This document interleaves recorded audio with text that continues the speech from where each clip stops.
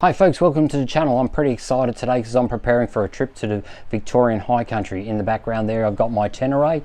It's ready to go, it's all serviced. This is about the gear I'm going to be taking in my Panniers. The video is not made for those people who are seasoned adventure bike riders. You know what to take, you know what gear to take.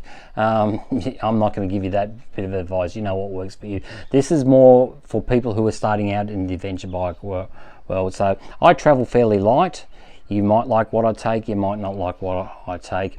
You make up your own mind. It's your bike, it's your gear. One bit of advice I can give you is go to your local camping store. Preferably not one of the sort of supermarket style store, but a specialist store. Like here in Adelaide we've got a place called Snowy's.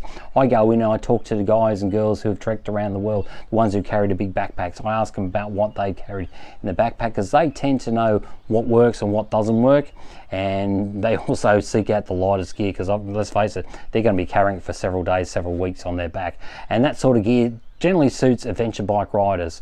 So have a word to them.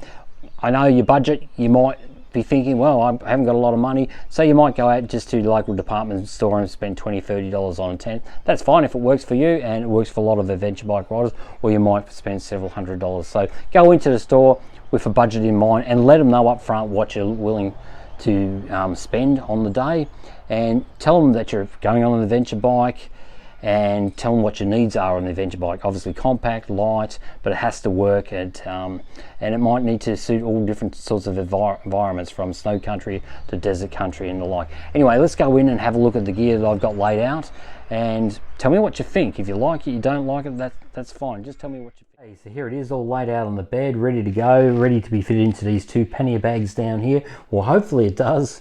I know over the next couple of days I'll be adding and subtracting items as they come to mind.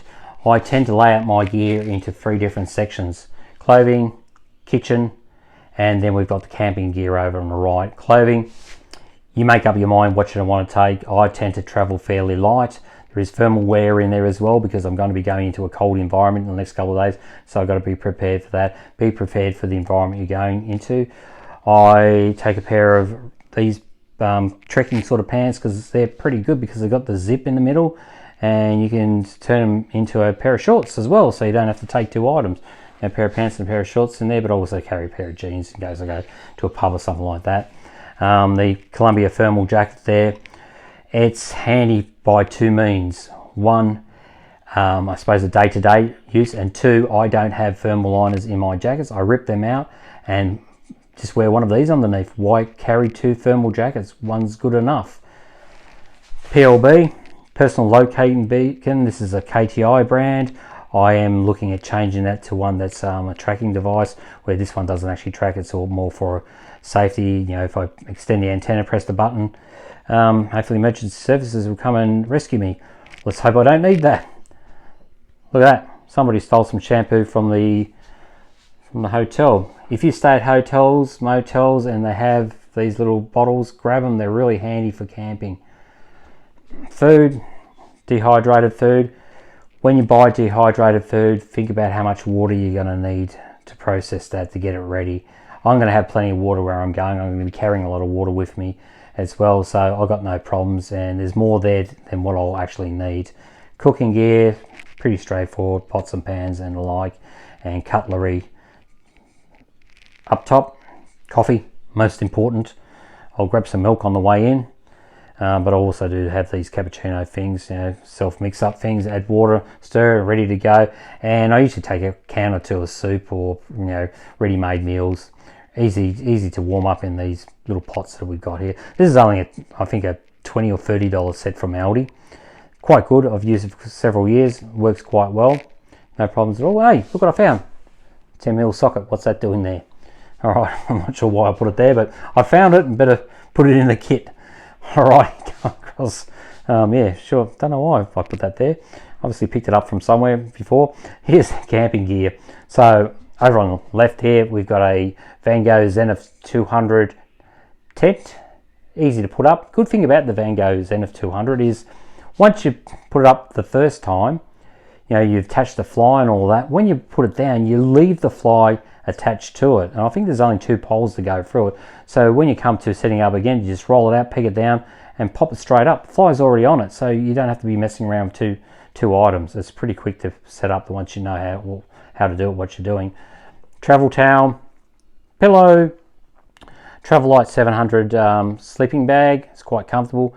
It's actually done me over hot days and cold nights. It's yeah, very good in variable temperatures.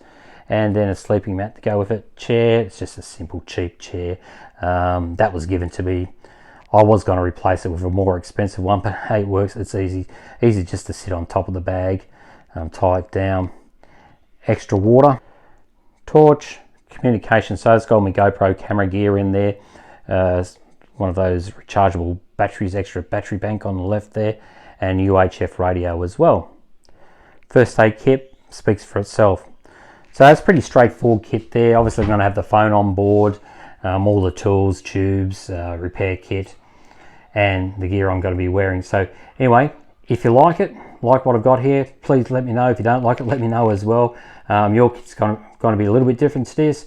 You set it up to what you think suits you. Go out for a ride to a local campground, maybe something within 50 kilometers of your house, and test your gear and see how you go. You'll soon know what you like, what you don't like, and you'll come back and think, well, I'm going to change my kit.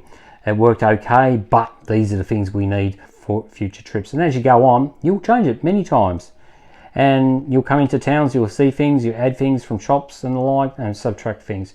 It's all up to you. Anyway, the main thing is get out there, have fun, and enjoy the ride. Guys, thanks for watching the channel today. I hope you liked it. Please put some comments down below. Like, share, subscribe, all that sort of stuff, and I'll see you next time. Cheers.